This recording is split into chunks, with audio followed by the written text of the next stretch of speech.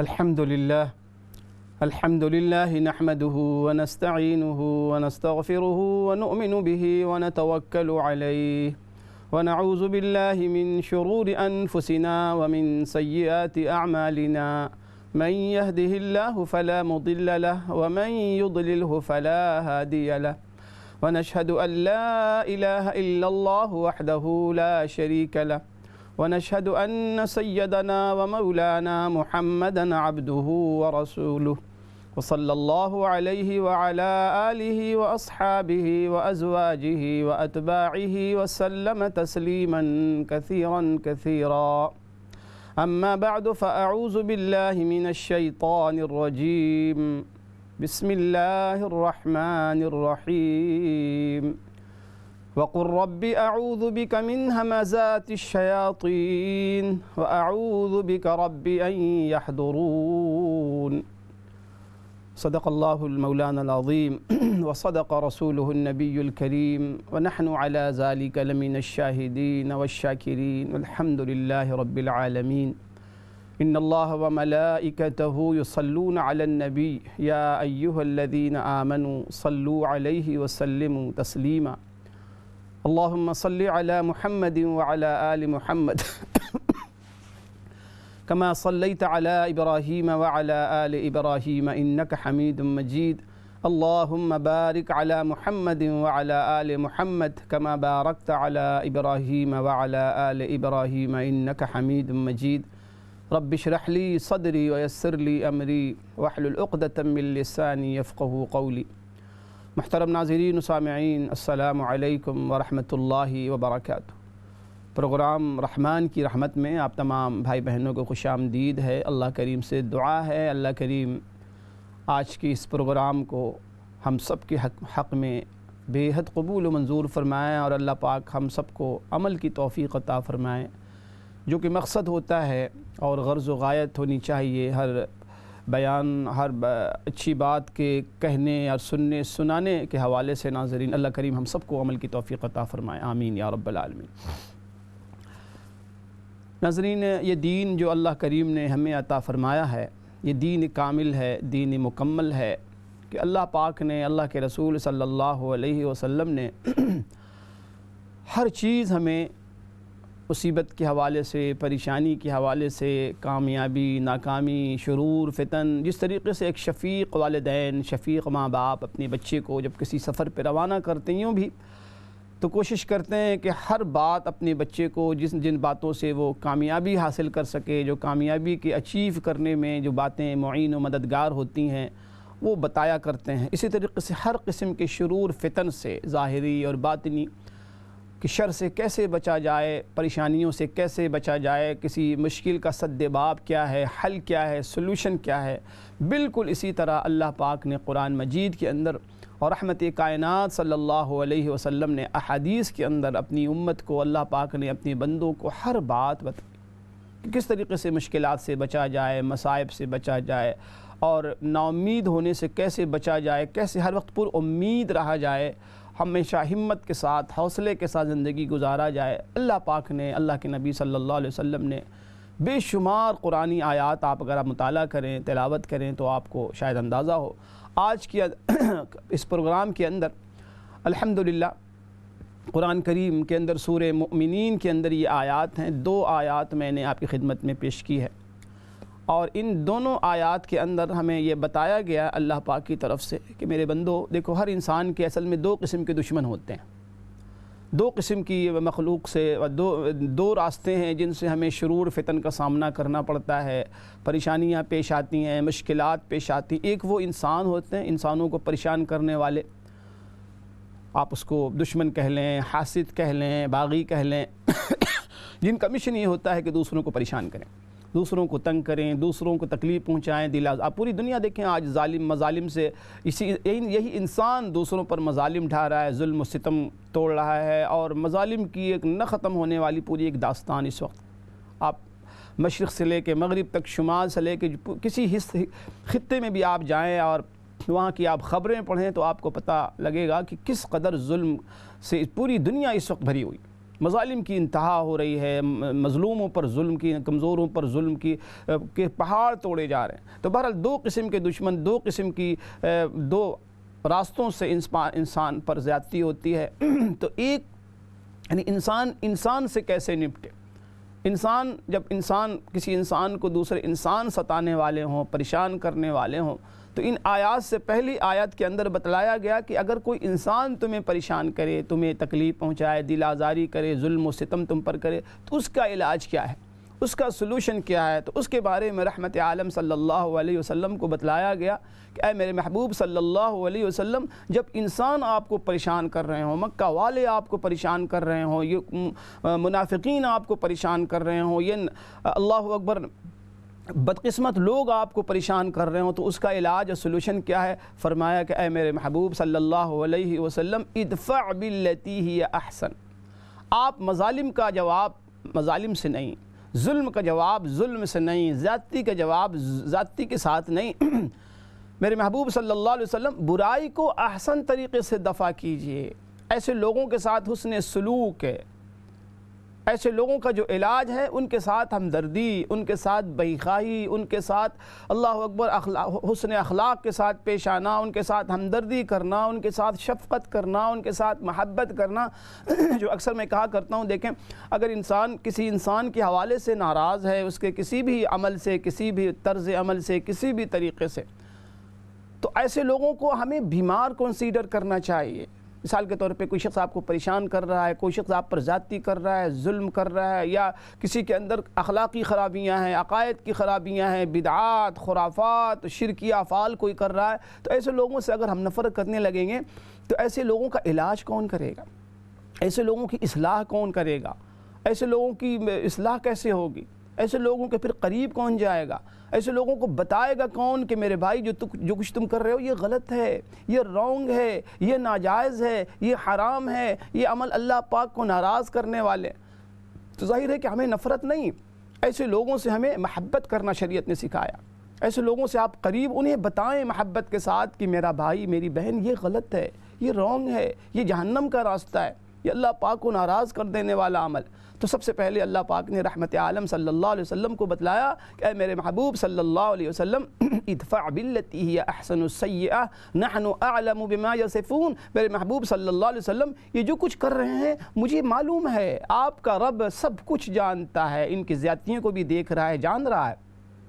تو آپ کے ذریعے اور آپ کا جو کام ہے کہ ان کے ساتھ احسن طریقے سے آپ پیش آئیں، ان کے ساتھ اخلاق حسنہ کے ساتھ پیش آئیں۔ تو رحمت عالم صلی اللہ علیہ وسلم کے ذریعے ساری کائنات کو، پوری امت کو دراصل اللہ کریم بتانا چاہتے ہیں کہ میرے محبوب کی پسندیدہ امت، تمہارے لیے بھی یہی سلوشن ہے، یہی حل ہے کہ جب تمہارے ساتھ کوئی زیادتی کرے، تمہارے رشتہ داروں میں، تمہارے گھر میں، تمہارے پڑوس میں، تمہارے شہر میں، تمہارے آس پاس کے لوگ، تمہارے پڑوس کے لوگ، تمہارے ہم وطن لوگ اگر تمہیں تنگ کر رہے ہیں، پریشان کر رہے ہیں، تو فرمایا کہ اس کا حل، سلوشن کیا ہے؟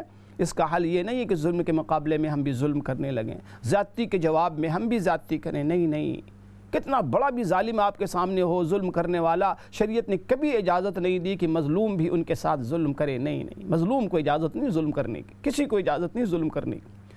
تو بہرحال فرمایا کہ ادفع باللتی ہی احسن السیئہ، کہ انسان اگر آپ کو تنگ کر رہے ہوں، آپ کے لیے یعنی انسان اپنے صفات کے اعتبار سے اگر کوئی شیطان بن جائے، شیاطین الانس بن جائے اپنے عمل کی وجہ سے، برتاؤ کی وجہ سے، اور شیطانی کام کرنے لگے کسی کے خلاف، تو بتلایا کہ یہ جو انسانی جو شیاطین ہیں، ان کا علاج یہ ہے کہ آپ ان کے ساتھ حسن سلوک کریں۔ اس کے بعد رحمت عالم صلی اللہ علیہ وسلم کو یہ بتلایا گیا کہ وہ شیاطین جو جنات میں ہیں، جنی جو شیاطین ہیں، یہ اگر آپ کو تنگ کریں، پریشان کریں، تو ان کا علاج سوائے استعاذہ کے کوئی علاج نہیں، کوئی سلوشن نہیں۔ استعاذہ کیا ہے کہ اللہ پاک کی پناہ میں آ جانا، اس کے لیے دعا سکھائی گئی کہ وقر، اے میرے محبوب صلی اللہ علیہ وسلم آپ یہ فرما دیجئے، آپ یہ کہہ دیجئے ربی اعوذ بک من ہمزات شیاطین، کہ اے میرے پروردگار میں شیاطین کے ہم سے، اس کی وساوس سے، اس کے بہکاوے سے آپ کی پناہ چاہتا ہوں۔ رب اعوذ بک، میں آپ کی پناہ چاہتا ہوں، استعاذہ میں چاہتی ہوں، استعاذہ چاہتا ہوں، پناہ چاہتا ہوں، من ہمزات شیاطین، شیاطین کے حمز کسے کہتے ہیں؟ مفسرین نے لکھا ہے کہ حمز کے معنی دبانے کی بھی ہیں، دھکا دینے کی بھی ہیں، اور پیچھے سے آواز لگانے کے معنی میں بھی آتا ہے حمز۔ لیکن شریعت کی اصطلاح میں وسوسہ ڈالنا، بہکانا، حضرت جابر رضی اللہ تعالیٰ عنہ کی بڑی مشہور حدیث ہے، فرمایا کہ انسان کے ساتھ شیاطین کا مسئلہ یہ ہے کہ ہر کام میں، ہر حال میں وہ انسان کے پاس آتا ہے اور گناہوں کے حوالے سے اسے بہکاتا ہے، گناہوں پر اسے آمادہ کرتا ہے، غلط کام کے حوالے سے اسے وسوسہ ڈالتا ہے۔ تو ظاہر ہے کہ ایسے دشمن کا علاج، ظاہر ہے کہ ایسے دشمن کو چونکہ آپ دیکھ ہی نہیں سکتے، آپ محسوس نہیں کر سکتے، تو ظاہر ہے کہ اس کو دفع کرنے کے لیے کوئی حربہ آپ کا کارگر نہیں ہوگا، اس کو بھگانے کا کوئی حربہ آپ کے لیے کارگر نہیں ہوگا، سوائے اس کے کہ اللہ پاک کی ذات کا واسطہ لے کے آپ اللہ پاک کی پناہ میں آ جائیے، چونکہ اللہ پاک سب کچھ دیکھ رہا ہے، اللہ پاک سب کچھ سن رہے ہیں۔ تو فرمایا کہ یہ دعا کیا کرو، رب اعوذ بک من ہمزات الشیاطین، کہ اے اللہ میں آپ کی پناہ چاہتا ہوں اس بات سے کہ شیطان جو ہے نا مجھے وسوسہ ڈالے، شیطان مجھے گمراہ کرے۔ رحمت عالم صلی اللہ علیہ وسلم نے یہ دعا صحابہ اکرام کو سکھلائی اور بڑی تاکید کی صحابہ اکرام کو کہ یہ دعا پڑھا کرو، اس دعا کا معمول بناؤ۔ میں نے پہلے بھی عرض کیا، دیکھیں ناظرین، جو دعائیں قرآن کے اندر براہ راست اللہ پاک نے جن کو نقل کی، براہ راست جو قرآن کی آیات بن کر جو دعائیں آئی ہیں، ان دعاؤں کا کوئی بدل نہیں، ان دعاؤں کا کوئی ثانی نہیں۔ یا اسی طریقے سے پھر جو رحمت عالم صلی اللہ علیہ وسلم نے احادیث کے اندر جو دعائیں بتائی ہیں، مستند احادیث کے اندر جو دعائیں وارد ہیں، ان دعاؤں کا بھی کوئی ثانی، کوئی بدل نہیں، بہترین دعائیں ہیں، ہر حرف یقینی طور پہ بھرپور نور سے اور نورانیت سے بھرپور، روحانیت کا سرچشمہ ہے یہ دعائیں، ایک ایک حرف اس کا نورانی اور روحانی۔ لہذا ہمیں اس بات کی کوشش کرنی چاہیے کہ ان دعاؤں کا ہم معمول رکھیں۔ تو دعا کا پہلا حصہ وقل رب اعوذ بک من ہمزات الشیاطین واعوذ بک رب ان یحضرون، اے اللہ میں آپ کی پناہ چاہتا ہوں شیاطین کے وساوس سے، اور اس بات سے بھی آپ کی پناہ چاہتا ہوں کہ شیطان میرے پاس حاضر ہو۔ جیسے ابھی میں نے عرض کیا کہ خالد بن ولید رضی اللہ عنہ کہتے ہیں کہ رحمت عالم صلی اللہ علیہ وسلم نے فرمایا کہ شیطان ہر کام میں، ہر حال میں تمہارے پاس آتا رہتا ہے اور تمہیں گمراہ کرنے کی کوشش کرتا ہے، غلط کام کے حوالے سے وسوسہ ڈالتا ہے، خاص کر کے ایسے موقع پر جب انسان غیظ و غضب کی حالت میں ناظرین بے قابو ہو جاتا ہے اور پھر بے قابو ہو کے غلط فیصلے لینے لگتا ہے، اس میں بھی شیطان کے وساوس کا بڑا دخل ہوتا ہے، بڑا دخل ہوتا ہے کہ جب آدمی غصے میں ہوتا ہے اور بے قابو ہوتا ہے، اس وقت شیطان بھرپور کوشش کرتا ہے کہ ایک انسان سے، کسی بندہ یا بندی سے ایسے فیصلے کروا دے جو اس کے لیے ہمیشہ کے لیے جو ہے نا شرمندگی کا اور پچھتاوے کا باعث بنے۔ اس بات کی پوری کوشش، ایسے موقع اس لیے حدیث میں آتا ہے کہ جب غصہ آئے فوراً اعوذ باللہ من الشیطان الرجیم پڑھا کرو، جب بھی غصہ آئے آپ، خاص کر کے ناظرین اس دور کے اندر یقین جانیں کہ اتنے لوگ اس وقت پریشان حال ہیں، سحر کے اعتبار سے، جنات کے اعتبار سے، سحور کے اعتبار سے، گھر کے اندر یہ پریشانی ہے۔ پچھلی دنوں ہمارے علاقے میں ایک بچہ، نوجوان بچہ، اس پر ایسا اٹیک ہوا ہے ایسا اٹیک ہوا ہے شیطانی کی، تقریباً 3-4 گھنٹے وہ بچہ پریشان رہا، چیختا رہا، چلاتا رہا، شور کرتا رہا، اللہ اکبر، اور ہنستا، عجیب حرکتیں، بہرحال پورے گھر والے بیچارے قرآن لے کے بیٹھے، سب تلاوت کر رہے ہیں، میں فون پر دعا پڑھ رہا ہوں۔ آپ یقین کریں کہ 4 گھنٹے مسلسل وہ لوگ، پوری فیملی پریشان رہی، بہت قریبی لوگ ہیں بیچارے۔ تو آپ یقین جانیں کہ اس قدر آج جو ہے لوگ پریشان حال ہیں اس حوالے سے کہ سب پر جو ہے اس قسم کے جو اثرات ہوتے ہیں، اٹیک ہوتے ہیں، چونکہ ہمارے یہاں اس حوالے سے بھرپور تیاری نہیں ہوتی، دعائیں ہمیں یاد نہیں ہوتی، قرآن کی تلاوت کے حوالے سے ہمیں پتہ نہیں ہوتا کہ ایسے موقع پر ہم کیا پڑھیں، کون سی ایسی مخصوص آیات ہیں، رقیہ کی جو آیات ہیں قرآن نے بیان کی ہیں، کن آیات کو پڑھیں، کس انداز سے اس کا ہم علاج کریں۔ تو بہرحال میں کہتا ہوں کہ اس دور میں، ویسے تو ہر دور میں اس کی اہمیت تھی، ضرورت تھی، رحمت عالم صلی اللہ علیہ وسلم نے اس کی تلقین فرمائی ہے، لیکن خاص کر کے اس دور میں ناظرین، اس زمانے میں جس میں ہم اور آپ زندگی گزار رہے ہیں، اس قدر فتنے ہیں، چاروں طرف سے فتنوں کا انبار ہے ہمارے طرف سے، ذہنی بیماری کے ہم شکار ہیں، جسمانی بیمار کے ہم شکار ہیں، روحانی بیماریوں کے ہم شکار ہیں، حسد، بغض، کینہ چاروں طرف سے، یعنی ایک بندہ چاروں طرف سے امراض کے اندر گھرا ہوا ہے، مصائب کے اندر گھرا ہوا ہے، مشکلات کے اندر طرح کی پریشانیوں میں ہم مبتلا، لوگ رو رہے ہوتے ہیں، میرے بچوں کے مسلسل کالیں اس حوالے سے آتی ہیں، لوگ بیمار ہیں، پریشان حال ہیں، پتہ نہیں کیا ہو رہا ہے، ایک دوسرے کے ساتھ اللہ اکبر ہمارا جو برتاؤ ہے، ایک دوسرے سے جو دوریاں ہیں، جو فاصلے بڑھتے چلے جا رہے ہیں، محبت، مودت، گھر جو ہے جو کہ سکون قرآن نے فرمایا تھا کہ گھر کیا ہے؟ سکون، ہم نے تمہارے لیے سکون کی جگہ بنایا۔ وَجَعَلَ بُيُوتَكُمْ سَكَنًا، سکون کی جگہ ہم نے تمہارے لیے گھر کو بنایا۔ آج دیکھیں آج ہمارے گھروں میں کیا ہو رہا ہے؟ ہر کوئی شخص پرسکون نہیں ہے، کوئی شخص جو ہے مطمئن ہے، ہر شخص پریشان حال۔ تو بہرحال ایسے موقع پر ان دعاؤں کا ورد بہت ضروری ہے، تو ان دعاؤں کو ضرور یاد کر لیں۔ دیکھیں بہت مختصر سی دعا ہے، میں نے ابھی عرض کیا کہ سورہ مومنین ہے 18ویں پارے کے اندر، آیت نمبر 89 ہے، 87 سے 89۔ ان دعاؤں اور ان آیتوں کو ضرور یاد کر لیں۔ وَقُلْ رَبِّ أَعُوذُ بِكَ مِنْ هَمَزَاتِ الشَّيَاطِينِ وَأَعُوذُ بِكَ رَبِّ أَنْ يَحْضُرُونِ۔ اور اسی کے مناسبت سے رحمت عالم صلی اللہ علیہ وسلم نے حدیث کے اندر بھی انہی الفاظ سے ملتی جلتی دعائیں سکھائی ہیں کہ اعوذ بکلمات اللہ التامات من شر ما خلق، اعوذ بکلمات اللہ التامات من شر ما خلق۔ ایک صحابی کہتے ہیں کہ جب رحمت عالم صلی اللہ علیہ وسلم نے تلقین فرمائی ان دعاؤں کی تو ہماری حالت تھی کہ ہر شخص کو یہ دعائیں یاد تھیں، قرآن کی اس آیت کے اعتبار سے کہ ہر بڑے شخص کو یہ دعائیں یاد تھیں، اور جو چھوٹے بچے تھے جن کو یہ دعائیں نہیں آتی تھیں ہم ان کو پڑھ پڑھ کے انہیں دم کیا کرتے تھے، بلو کیا کرتے تھے، یعنی اس قدر ہم اہتمام کیا کرتے تھے ان دعاؤں کا، اہتمام کیا کرتے تھے اہتمام کے ساتھ۔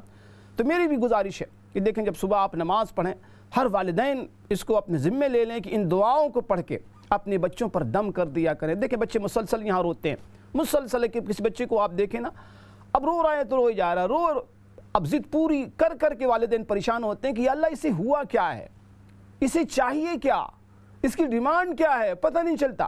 تو یقین جانیے کہ ایسے بچوں پر پھر نظر کے اثرات ہوتے ہیں۔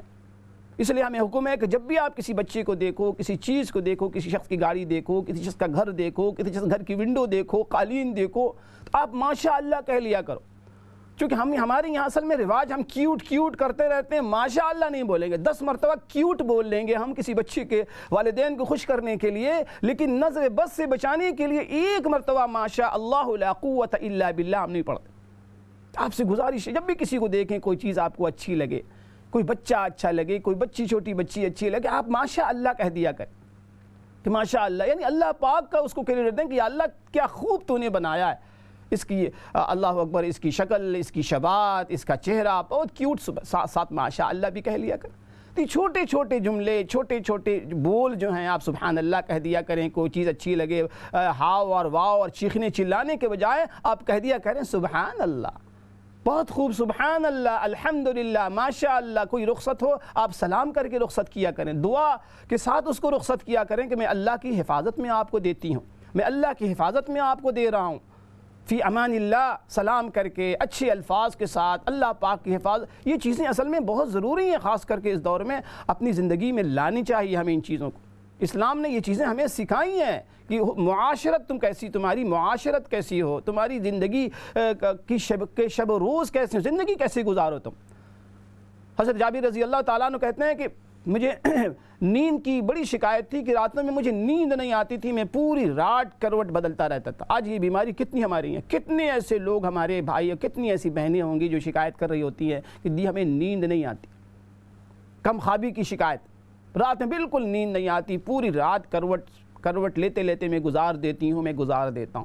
جابر رضی اللہ تعالیٰ عنہ کہتے ہیں کہ رحمت عالم صلی اللہ علیہ وسلم سے میں نے یہ شکایت کی کہ اللہ کے نبی صلی اللہ علیہ وسلم مجھے بھی نیند نہیں آتی ہے، کم خوابی اور بے خوابی کی شکایت۔ تو رحمت عالم صلی اللہ علیہ وسلم نے ایک دعا مجھے سکھائی، اور جب میں نے یہ دعا پڑھی تو نیند کی بے خوابی کی جو شکایت تھی ختم ہو گئی، دور ہو۔ دعا کیا ہے؟ دعا یہ فرمائی کہ بسم اللہ اعوذ بکلمات اللہ التامہ من غضب اللہ وعقابہ ومن شر عبادہ ومن ہمزات الشیاطین وان یحضرون۔ اس دعا کو آپ بھی یاد کریں، بے خوابی کے حوالے سے جب بھی رات میں آپ بستر پہ جائیں 3 مرتبہ اس دعا کو پڑھ لیں کہ رب اعوذ بک من غضب اللہ وعقابہ ومن شر عبادہ ومن ہمزات الشیاطین وان یحضرون۔ اے میرے اللہ، اے میرے پروردگار، اے اللہ میں آپ کی پناہ چاہتا ہوں کس چیز سے؟ اے اللہ آپ کے غضب سے، آپ کے عذاب سے، اور آپ کے بندوں کی شر سے، بندوں کی شرطوں کے۔ دیکھیں نا یہ جو بندے ایک دوسرے کو جو تکلیف پہنچاتے ہیں نا، یہ بسا اوقات بہت تکلیف دہ ہوتی ہے۔ کبھی کبھی بہت قریب رشتہ دار، قریب شخص سے جو آپ کی بہت قریب ترین ہوتا ہے، اس قریب ترین شخص سے جو آپ کو تکلیف پہنچتی ہے وہ سب سے زیادہ خطرناک ہوتی ہے، سب سے زیادہ اذیتناک ہوتی ہے۔ بسا اوقات دور والے جو ہے اتنی تکلیف نہیں پہنچا پاتے ہیں جتنی قریب والا تکلیف پہنچا دیتا ہے۔ اس لیے ہمیں بہت ضروری ہے کہ اپنے آپ کو شریعت نے جو طریقے بتلائے ہیں، جو دعائیں سکھائی ہیں، جو طرز زندگی بتلایا ہے ناظرین، اتنی خوبصورت ہماری زندگی بن جائے، اتنی شاندار اگر ہم شریعت کو فالو کرنے لگیں۔ اب یہ دیکھیں، یہ دعائیں بظاہر کتنی چھوٹی سی دعائیں، لیکن آپ لاجیکلی دیکھیں کہ کتنی بڑی بات شریعت نے بتلائی ہے کہ میرے بندو، شیاطین سے، جنات سے بچنے کا راستہ کوئی نہیں ہے۔ تم ان پر اٹیک نہیں کر سکتے، تم ان کو پکڑ نہیں سکتے، تم ان کو مار نہیں سکتے، تم ان کو جیل میں نہیں بند کر سکتے، تم ان کو انڈر گراؤنڈ نہیں، تمہارا کوئی حربہ دفاع کے حوالے سے، دفاعی تمہارا کوئی بھی قدم کارگر نہیں ہوگا، کوئی کارگر نہیں ہو، جو چاہو تم کر لو۔ ایک ہی حربہ، ایک ہی طریقہ ہے ان کو زیر کرنے کا، ان کو اللہ اکبر قابو کرنے کا، ان کو مغلوب کرنے کا، ان کے شرور فتن سے بچنے کا، کہ اللہ پاک کی پناہ میں آ جاؤ، اللہ پاک کی پناہ میں، اللہ پاک کی پناہ میں۔ اعوذ باللہ من الشیطان الرجیم، رب اعوذ بک، ان دعاؤں کو یاد کرو، اللہ سے ان سے اللہ پاک کی پناہ چاہو۔ اب دیکھیں کتنا وقت لگتا ہے، کتنی مشکل یہ دعا ہے، آپ یقین کریں کہ 1 منٹ بھی نہیں لگتا۔ رب اعوذ بک من ہمزات الشیاطین واعوذ بک رب ان یحضرون، ہر روز آپ صبح شام پڑھ کے خود اپنے آپ کو دم کر لیں، بچوں کو دم کر لیں۔ احتیاطی جتنی تدابیر ہے اس کا احتیاط کریں۔ بچے جو ہے شام کے وقت جو ہے ایسے علاقوں میں، ایسے جنگلوں میں نہ جائیں، ایسے پارکوں میں نہ جائیں، تنہا نہ جائیں۔ بچے جب بھی گھر سے نکلیں ان کو دعائیں آپ یاد کرات، بسم اللہ توکلت علی اللہ لا حول ولا قوت۔ چلتے پھرتے کون سا مشکل کام ہے، آپ 10 مرتبہ سبحان اللہ پڑھ لیں، 10 مرتبہ الحمدللہ پڑھ لیں، اللہ اکبر پڑھ لیں، چلتے پھرتے آپ استغفار پڑھتے رہیں۔ لیکن یہ کب ہوگا؟ جب ہم والدین اس کا اپنے آپ کو عادی بنائیں گے۔ آج کل کے بچے یقین جانیے ناظرین، پہلے والے بچے نہیں کہ آپ نے لیکچر دے دیا، آپ نے آرڈر دے دیا اور انہوں نے کہا جی یس سر، تعمیل حکم ہو گیا، جی سر تسلیم خم۔ نہیں، آپ جس دور میں ہم اور آپ زندگی گزار رہے ہیں یہ بہت ڈیجیٹل دنیا ہے، یہ بہت پریکٹیکل دنیا ہے۔ آپ نے بچوں کو جو کچھ کروانا ہے آپ کر کے دکھائیے، آپ بچوں کے سامنے ایسا ایٹیچیوڈ پیش کیجئے، ماڈل بن جائیے کہ میرے بچے کہیں کہ ابو ایسے کرتے ہیں، میرے ابو کا یہ طریقہ ہے، میری امی ایسے کرتی ہیں، میری امی کا یہ طریقہ ہے، میرے بڑے یوں کرتے ہیں۔ اب وہ دور چلا گیا جب ہم لوگ چھوٹے سے تھے، والدین کہتے تھے ایسے کرو، بیٹھ جاؤ تو ہم بیٹھ گئے، کھڑے ہو جاؤ تو کھڑے ہو گئے۔ نہیں، اب وہ دور نہیں ہے۔ اب جس دور سے ہمارا آپ زندگی گزار رہے ہیں، جس دور میں، یہ وہ دور ہے کہ جیسا آپ بچے کو بنانا چاہتے ہیں آپ بچوں کو ویسا خود بن کر دکھائیے۔ آپ بچوں سے کہیں فجر پڑھو، نہیں اتنا کافی نہیں ہے، آپ فجر اٹھ کے پڑھیے، پھر کہیے آئیے ہم ساتھ میں نماز پڑھتے ہیں فجر کی۔ آپ بچوں سے کہیں قرآن کی تلاوت کرو، نہیں اب وہ دور نہیں ہے، آپ خود قرآن مجید لے کے بیٹھیے بڑے ادب احترام کے ساتھ۔ بچہ دیکھے گا، دیکھیں میرے ابو کو کتنا پیار ہے قرآن سے، کتنی محبت ہے قرآن سے، کتنی محبت ہے اللہ کے نبی صلی اللہ علیہ وسلم کی سنتوں سے، شریعت سے، کتنا میرے ابو کیئر کرتے ہیں اللہ پاک کے کمانڈمنٹس کا، اللہ پاک کے احکام کا کتنا کیئر ہے میرے والدین کو۔ تو وہ بچے، یہ جو طریقہ ہے نا دعوت و تبلیغ کا، کہ عملی طور پہ آپ کسی کو قائل کریں، عمل کر کے دکھائیں، عمل کر کے دکھائیں، یہ دیکھو یہ ہے طریقہ، یہ ہے میرے محبوب صلی اللہ علیہ وسلم کی سنت، یہ ہے شریعت، اور اس کے یہ فائدے ہیں۔ آج صدیاں گزر گئیں، ہم نے پریکٹیکل دعوت دینا چھوڑ دیا، ہم نے پریکٹیکل تبلیغ کرنا چھوڑ دیا، خالی باتوں پر گفتگو، ہماری گفتگو باتیں باتیں باتیں باتیں باتیں، گفتگو فار گفتگو، ٹاک فار ٹاک۔ آج اس بات کی ضرورت ہے کہ بڑی ہی سنجیدگی سے ناظرین اپنا ہم جائزہ لیں اور اپنی اطراف کا جائزہ لیں، کس قدر شرور و فتن سے ہم گھرے ہوئے ہیں۔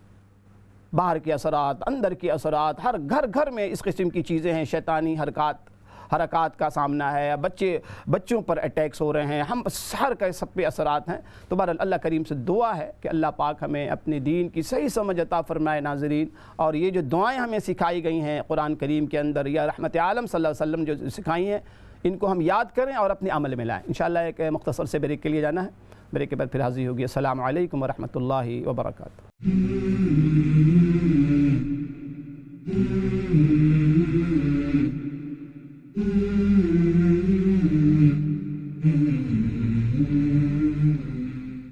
بسم اللہ الرحمن الرحیم، رب اعوذ بک من ہمزات الشیاطین واعوذ بک رب ان یحضرون، صدق اللہ المولانا العظیم۔ محترم ناظرین، السلام علیکم ورحمۃ اللہ وبرکاتہ۔ پروگرام رحمان کی رحمت میں آپ تمام بھائی بہنوں کو خوش آمدید ہے۔ ناظرین، میں عرض کر رہا تھا کہ دیکھیں ہر انسان کے 2 قسم کے دشمن ہوتے ہیں، ایک وہ دشمن ہیں جو انسانی دشمن ہیں، تو اللہ پاک نے ان سے کیسے نپٹا جائے، ان سے کیسے ڈیل کی جائے، اس کا طریقہ اپنے محبوب صلی اللہ علیہ وسلم کو یہ بتلایا کہ اے میرے محبوب صلی اللہ علیہ وسلم، ایسے دشمنوں کا علاج یہ ہے کہ ادفع باللتی ہی احسن، ایسے لوگوں کو احسن طریقے سے ان کی سیئات کو اور ان کی برائی کو آپ اچھائی سے دفع کریں، یہ ان کا علاج۔ اور دوسرے وہ دشمن ہیں جو ہمیں نظر نہیں آتے، جو بہت خطرناک دشمن ہیں، شیاطین ہیں، جن ہیں، فرمایا کہ ان دشمنوں کا علاج، اس کا سلوشن آپ کے پاس کسی انسان یا مخلوق کے پاس نہیں، کوئی اس کا حل نہیں ہے سوائے اس کے کہ استعاذہ یعنی اللہ پاک کی پناہ میں آ جایا جائے۔ تو بہرحال آپ کے اس پروگرام کے اندر یہ کالز بھی آن ہیں، آپ چاہیں تو اس حوالے سے کچھ سوال بھی آپ کے ذہن میں ہو تو آپ ضرور کریں، اور اس کے علاوہ بھی کوئی ذہن میں آپ کے اس ٹاپک کے حوالے سے یا اور بھی کوئی مسئلہ آپ کے ذہن میں ہو تو آپ ضرور پوچھ سکتے ہیں۔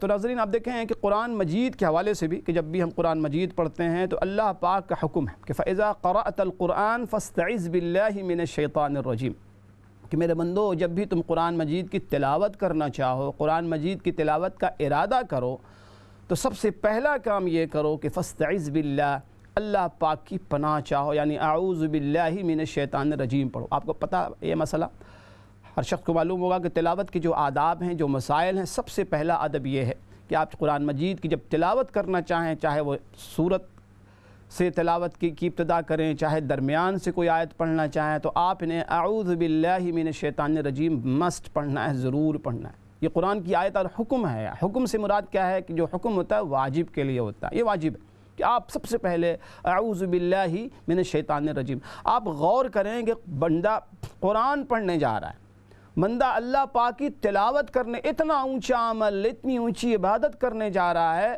تو بظاہر تو عجیب سی بات ہے کہ اس میں اعوذ باللہ کی کیا ضرورت، وہ تو جو قرآن پڑھے گا وہ تو سراپا پناہ میں چلا ہی گیا اللہ کی۔ لیکن نہیں، بتلایا گیا کہ سب سے اونچا کام تلاوت کرنا، بہت بڑی عبادت کرنے جا رہے ہو، بہت اونچی عبادت کرنے، کہیں خدا نہ خواستہ ایسا نہ ہو کہ شیطان ظاہر کے تلاوت کے وقت ہی تمہارے پاس آئے گا، تمہیں وسوسہ ڈالے گا، اور کہیں وسوسہ ڈال کے کہیں قرآن سے تمہیں دور نہ کر دے، کہ قرآن کے عمل سے۔ قرآن تو ظاہر ہے کہ ہم تلاوت کرتے ہیں عمل کے لیے، قرآن عمل کی کتاب ہے، قرآن زندوں کی کتاب ہے، تو ہمیں یہ ادب سکھایا گیا کہ جب بھی قرآن مجید کی تلاوت کرو تو ایون بسم اللہ سے پہلے، بسم اللہ سے پہلے اعوذ باللہ پڑھو، سب سے پہلے دفع مضرت کرو کہ وہ چیز جو قرآن کے اثرات سے تمہیں دور کر دے، اس سے مستفید ہونے سے جو رکاوٹ بنتی ہے، سب سے پہلے اس رکاوٹ کو دور کرو۔ رکاوٹ کیا ہے؟ شیطان سے اللہ کی پناہ چاہو کہ اللہ میں شیطان مردود سے آپ کی پناہ چاہو۔ اچھا ہمارے ساتھ کالر ہیں جی، کال لیتے ہیں جی۔ السلام علیکم ورحمۃ اللہ۔ وعلیکم السلام علامہ صاحب، کیا حال ہے؟ ٹھیک ہے الحمدللہ میری بہن، الحمدللہ۔ میرا سوال یہ ہے کہ وراثت کے بارے پوچھنا تھا کہ ایک باپ ہے اور اس کی دو پہلے بیٹیاں ہیں، تو اس نے دوسری شادی کی ہے، تو اس کی بیوی کا، اس کا مکان تھا ادھر یو کے میں، تو اس کی بیوی نے نا ڈیورس لے لی ہے، تو اس نے وہ بیچ دی ہے، تو اس میں سے جو آدھا حصہ مرد کا بنتا تھا نا اس نے وہ نہیں لیا، اس نے وہ اپنی بیٹیوں کو دے دیا ہے۔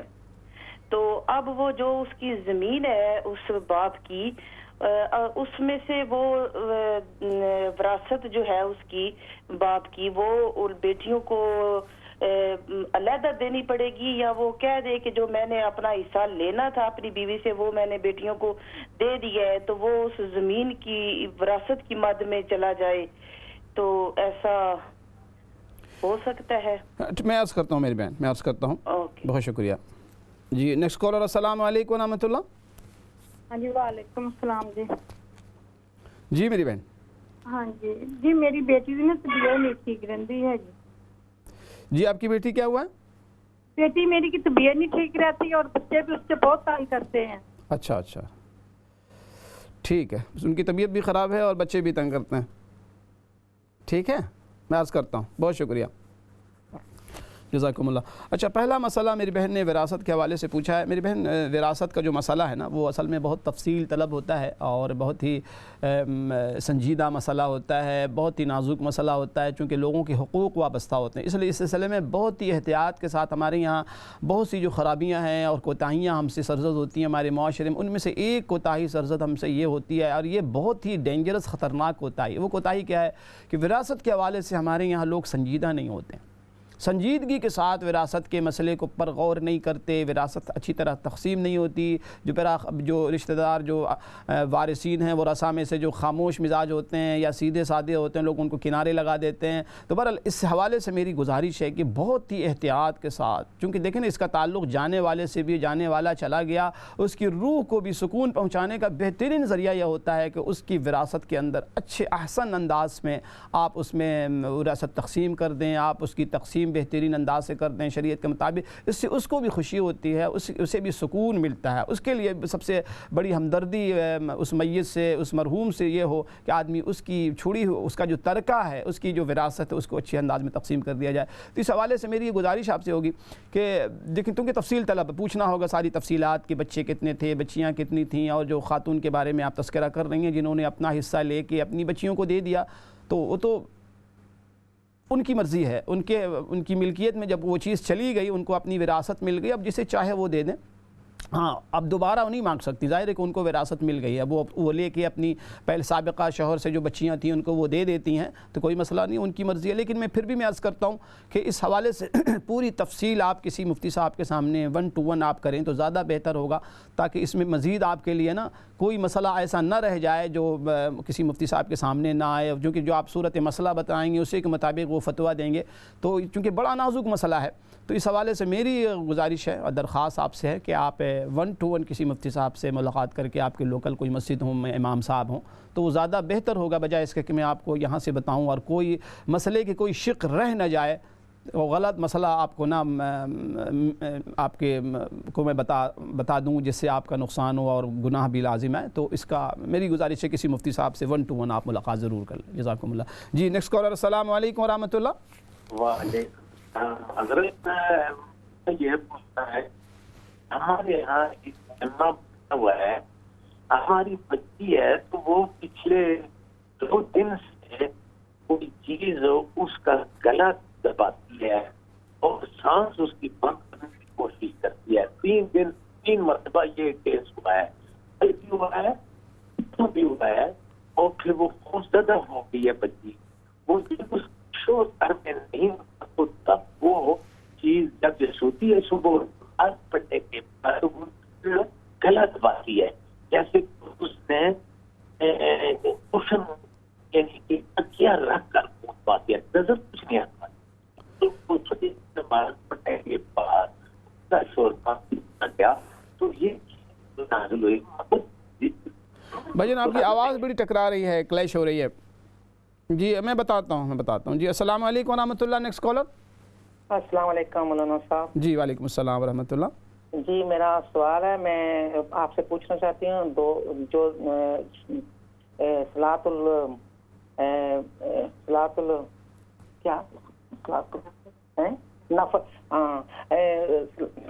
اور میں بھول گئی ہوں، شکرانے کے نفل کیسے پڑھتے ہیں، اور دوسرا میں بھول ہی گئی ہوں سوال۔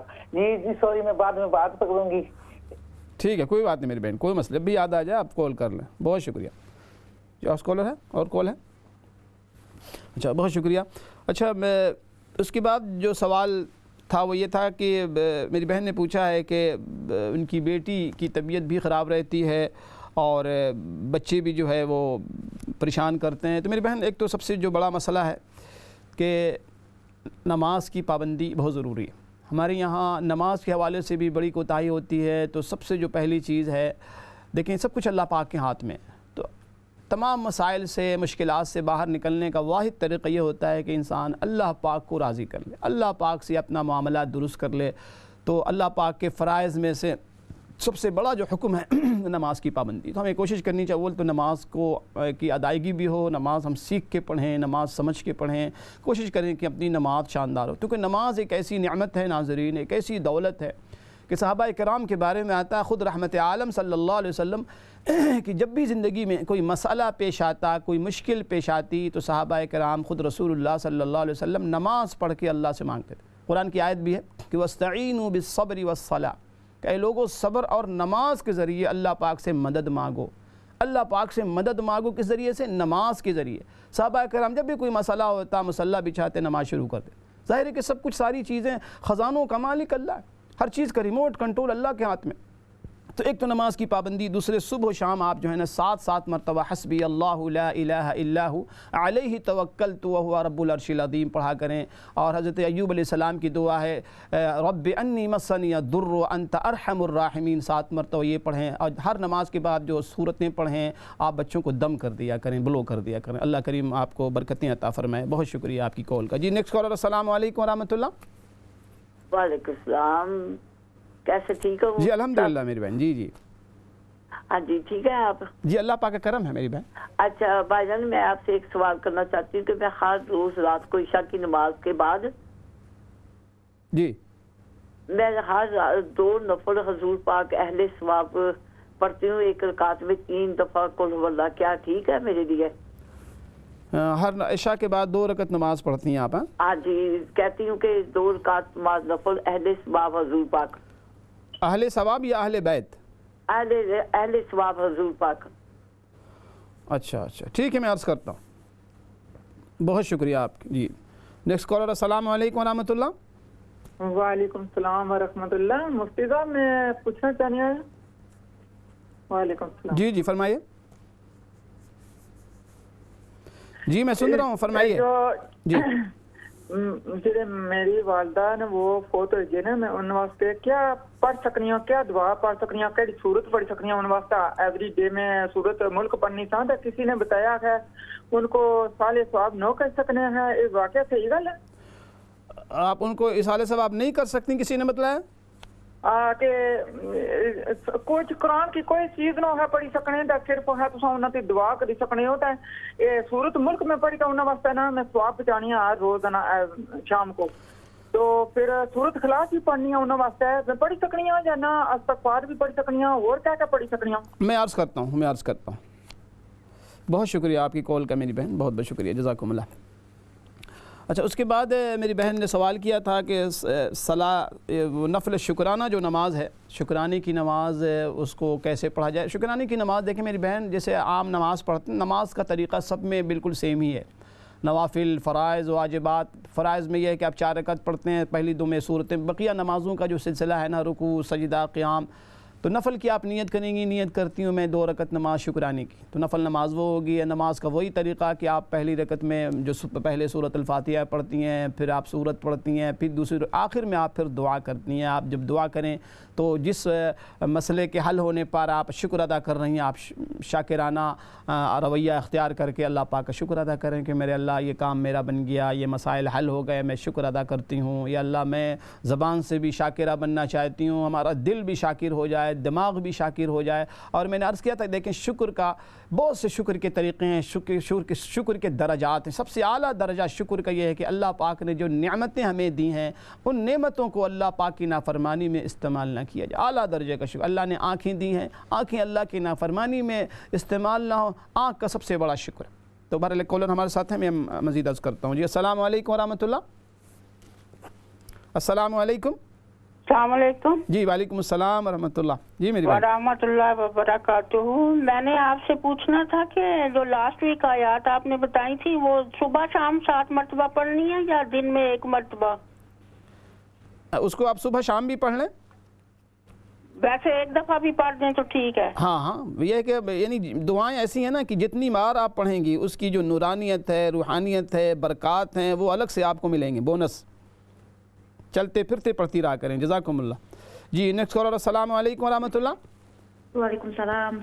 مولانا صاحب ایک بات پوچھنا تھا. جی میری شادی ہو چکی ہے 7 سال سے. تو میرے اور میرے ہسبینڈ کے بیچ میں نا جیسے کہ کوئی محبت کچھ بھی نہیں ہے. جیسے کہ سارا خرچہ میں چلاتی ہوں، جیسے کہ وہ ہر قدم پر نا میرا فائدہ اٹھاتا ہے.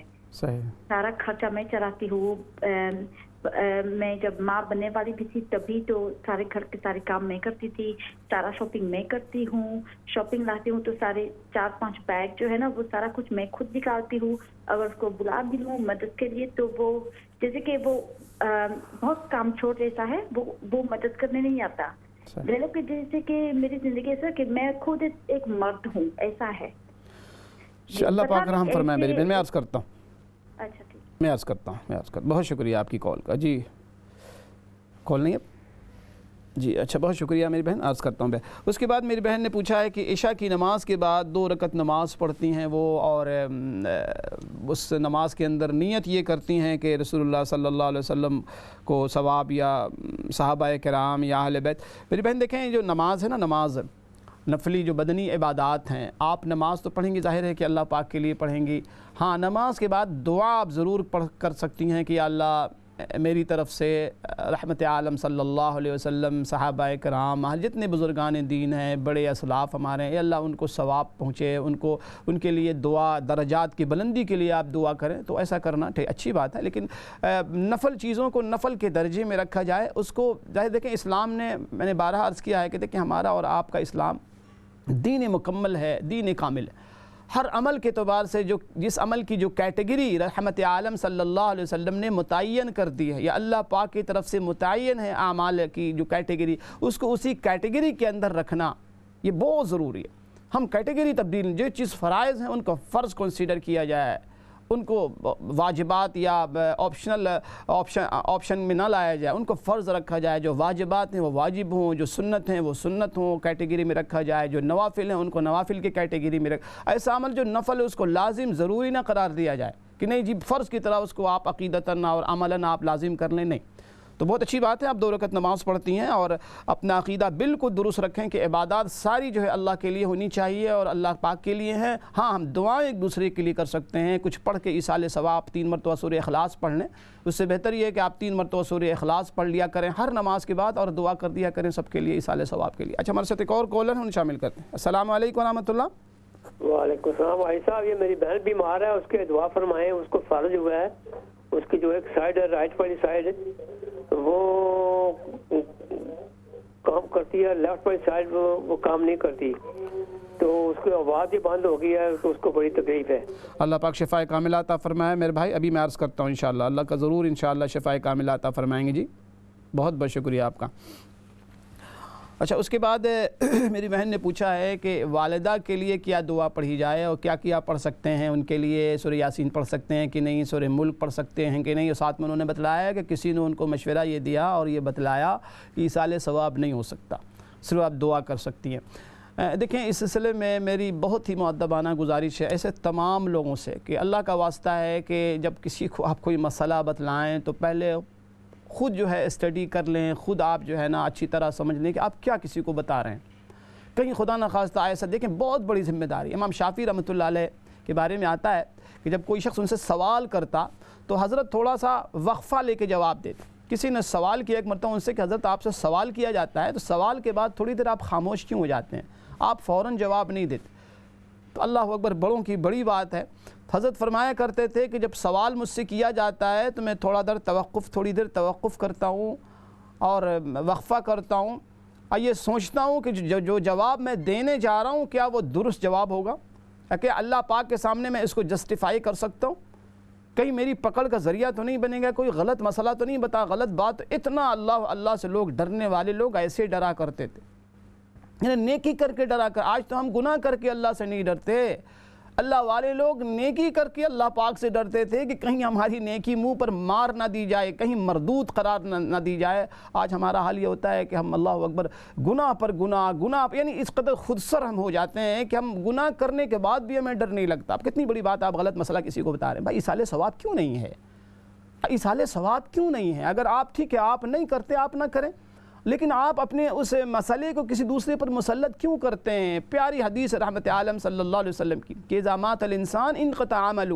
کہ جب انسان انتقال کر جاتا ہے تو اس کے عمل کا سلسلہ ختم منقطع ہو جاتا ہے۔ اس کے بعد آپ نے فرمایا کہ الا من ثلاث، مگر 3 چیزیں ایسی ہیں کہ زندہ اپنے مردوں کو اس کے ذریعے ثواب پہنچا سکتا ہے۔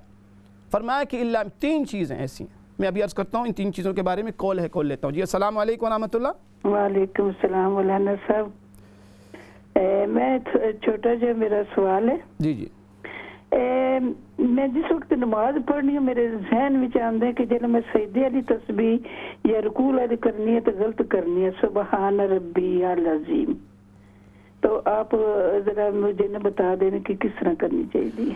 نماز میں کیا بتلایا میری بہن؟ جی تسبیح نہیں گھٹنے تے رکھ کے ہاتھ کرے سبحان ربی العظیم. ہاں سبحان ربی. ایک دو دفعہ یہ کہہ دے اور سجدے والی بھی تسبیح کہہ دے. تسبیح کے بارے میں پوچھ رہے ہیں. جی جی جی میں ابھی عرض کرتا ہوں. جی السلام علیکم ورحمۃ اللہ. Next collar. وعلیکم السلام. میرے 3 سوال ہیں پلیز آپ سے. ایک تو یہ کہ عشاء کی نماز جیسے آج کل لیٹ ہو رہی ہے تو بعض دفعہ ہم 17 رکعتیں نہیں پڑھ سکتے نیند کی وجہ سے, تو کم سے کم کتنی پڑھ لینی چاہیے؟ اور دوسرا میرا سوال یہ ہے کہ آیت کریمہ میں 2 اسم جلالہ کے درمیان کہتے ہیں دعا قبول ہوتی ہے, تو وہ کون سے اسم جلالہ ہیں؟ اور تیسرا سوال یہ ہے نزول 12 کا کیا مطلب ہے؟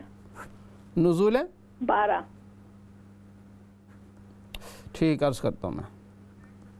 بہت شکریہ میری بہن, بہت بہت شکریہ, جزاکم اللہ. تو ناظرین میں عرض کر رہا تھا ایصال ثواب کے حوالے سے کہ دیکھیں ایصال ثواب یہ ایسا مسئلہ نہیں ہے جس کے اندر کوئی بہت زیادہ اختلاف ہو. ہمارے یہاں الحمدللہ ایصال ثواب کا بہت ہی کلیئر مسئلہ ہے کہ آپ جو حدیث میں اللہ کے نبی صلی اللہ علیہ وسلم نے فرمایا کہ 3 چیزیں ایسی ہیں جن کے ذریعے تم اپنے مرحومین کو ثواب پہنچا سکتے ہو. فرمایا کہ ولد صالح یدعو لہ, جب نیک اولاد دعا کرتی ہے اپنے والدین کے حوالے سے, والدین کے حق میں, والدین کے لیے دعائے مغفرت کرتی ہے, یہ دعا پہنچتی ہے. اس کے بعد فرمایا کہ او علم ينتفع بها, مرنے والا کوئی علم چھوڑ گیا ہے صدقہ جاریہ کے طور پہ, اس نے حفاظ بنائے, اس نے کوئی کتابیں لکھ دی, لوگ کتاب سے مستفید ہو, اس کا ثواب بھی اس کو جو لوگ پڑھ رہے ہوتے ہیں کتابیں, اس کی چھوڑی ہوئی چیزوں کو, پانی کا کوئی واٹر ویل بنا گیا, کوئی مسجد بنا گیا, فرمایا کہ یا علم چھوڑ گیا, او صدقۃ جاریہ, فرمایا کہ یا کوئی صدقہ جاریہ چھوڑ گیا جانے کے بعد, تو اس کا ثواب اس کو پہنچتا ہے. تو یہ حدیث کے اندر موجود ہے, یہ حدیث صحیح بھی ہے, اس حدیث کے اندر کوئی کلام نہیں. تو بہرحال میں عرض کر رہا ہوں کہ ایسے موقع پر ہمیں بحث و مباحثہ, مناظرہ اور مجادلہ اور آرگومنٹ سے پرہیز کرنا چاہیے. بھائی جن لوگوں کو نہیں کرنا آپ نہیں کریں, لیکن جو کرنے والے ہیں ان کو آپ ڈسکریج نہ کریں, ان کی حوصلہ شکنی نہ کریں, حوصلہ افزائی کرنا چاہیے. بہرحال میری بہن آپ جو ہے ضرور دعا پڑھ سکتی ہیں. اور بہترین جو چیز ہے وہ اللہ پاک کی طرف سے جو ہمیں بتایا گیا ہے کہ وقر رب ارحمہما کما ربیانی صغیرا, کہ والدین کے لیے بہترین دعا ہے یہ دعا. 15ویں پارے میں یہ دعا ہے کہ رب ارحمہما کما ربیانی صغیرا, کہ یا اللہ میرے والدین پر رحم و کرم کی بارش فرما جیسے انہوں نے بچپن میں مجھے پالا ہے, میری پرورش کی ہے. اس کو بھی پڑھیں, جو چاہیں آپ پڑھ سکتی ہیں. آپ سورہ اخلاص 3 مرتبہ پڑھ کے ہر نماز کے بعد ان کے لیے ایصال ثواب کر دیا کریں. سورہ یاسین آپ پڑھ لیں, جس کو آپ آسانی سے اور خشوع خضوع کے ساتھ, اطمینان کے ساتھ اور صحیح جو آپ کو یاد ہو قرآن کی آیت آپ پڑھ کے ہاتھ اٹھا کے اللہ پاک سے دعا کر لیا کریں, ان کے لیے ایصال ثواب کر دیا کریں, کوئی مسئلہ نہیں ہے. اس کے بعد میری بہن نے شادی کے بعد کے حوالے سے شوہر کا مسئلہ بتلایا. میری بہن یہ مسائل جو ہے نا آج کل بہت کامن اور عام ہوتے جا رہے ہیں, گھر گھر کا مسئلہ ہے. اللہ کریم آپ کے ساتھ بہت رحم و کرم کا معاملہ فرمائے. آپ کے شوہر صاحب کو ایسا نہیں کرنا چاہیے. ظاہر ہے کہ نان نفقے کی ذمہ داری اللہ پاک نے شوہروں کے کندھوں پر رکھی ہے. جب ہم نکاح قبول کروا رہے ہوتے ہیں تو ہم یہ بتاتے ہیں کہ نان نفقے کے علاوہ آپ پر مہر کے علاوہ نان نفقہ بھی واجب ہے. تو ظاہر یہ تو کامن سینس کی بات ہے. اب ایسے بھی انسان کی اپنی خودداری بھی ضمیر ہوتی ہے, خودداری ہوتی ہے. آدمی کیسے برداشت کر سکتا ہے کہ وہ گھر میں بیٹھا ہو, بیوی کمائے, بیوی شاپنگ کرے, ساری چیزیں. ظاہر ہے کہ اللہ پاک ان کو سمجھ دے, عقل دے, فہم دے کہ کم سے کم جو ایک بیسک قسم کی خودداری ہے وہ تو ہونی چاہیے ہر مرد کے اندر کہ میں گھر میں بیٹھا ہوں, بیوی میری کما رہی ہو. تو اس کے لیے آپ نماز میں دعا ہی کر سکتی ہیں. ان کو ساتھ محبت و پیار کا مسئلہ رکھیں, شدت نہ ہو. بسا اوقات اس سے مسئلہ اور بگڑ جاتا ہے. ان کی اصلاح بھی میں بارہا عرض کیا کہ دیکھیں بگڑے سے بگڑے ہوئے انسان کی اصلاح کا طریقہ سوائے محبت کے کچھ بھی نہیں. آپ زیادہ جب ان کو ڈانٹیں گی, ان سے بات کریں گی تو اور ضدی ایسے لوگ ہو جاتے ہیں کہ نہیں مجھے نہیں کمانا, تو اور حالات بگڑ جاتے ہیں. چونکہ پھر بچوں کا مسئلہ ہوتا ہے, بچوں کی زندگیاں تباہ ہوتی ہیں, ان کا کیریئر تباہ ہوتا ہے, مستقبل تباہ ہوتی ہے. تو بڑی اللہ پاک نے آپ سے اگر یہ کام لیا ہوا ہے تو اس کو کیری آن رکھیں اور دعا بھی کریں, ان کو پیار سے سمجھائیں, ان کو پیار سے سمجھائیں, محبت سمجھائیں. انشاءاللہ تعالی اللہ پاک بہتری فرمائیں گے. اس کے بعد بھائی نے دعا کی درخواست کی ہے کہ ان کی بہن کو فالج ہو گیا ہے اور بہت بیمار ہیں. میری بھائی اللہ کرے کہ آپ کی بہن کو اللہ کریم شفائے کلیہ عطا فرمائے. آپ کے لیے بھی وہ دعا ہے حضرت ایوب علیہ السلام والی کہ رب انی مسنی الضر وانت ارحم الراحمین. آپ پڑھ کے ان کو دم کریں 21 مرتبہ اول آخر درود شریف پڑھ کے. اس کے علاوہ نماز میں تسبیح دیکھیں, رکوع میں سبحان ربی العظیم ہے اور سجدے میں سبحان ربی الاعلی ہے. لیکن اگر یہ بدل بھی جائے تسبیح تو کوئی حرج نہیں, نماز کے اندر کوئی فرق نہیں آتا. کوئی سجدہ سہو واجب نہیں ہے. آپ اگر سجدے والی تسبیح کو رکوع میں پڑھ دیں, رکوع والے سجدے کو سجدے میں پڑھ دیں تو رد و بدل ہو جائے, تبدیلی آ جائے, کوئی حرج نہیں, انشاءاللہ نماز میں کوئی فرق نہیں آئے گا. تو ناظرین پھر کل انشاءاللہ جو سوالات رہ گئے ہیں, کل ہمارا پروگرام ہوگا 7:30 سے 9 بجے شام میں انشاءاللہ تعالی. آپ کے سوال کے نام سے اپنی دعا میں یاد رکھیے گا. السلام علیکم ورحمۃ اللہ وبرکاتہ.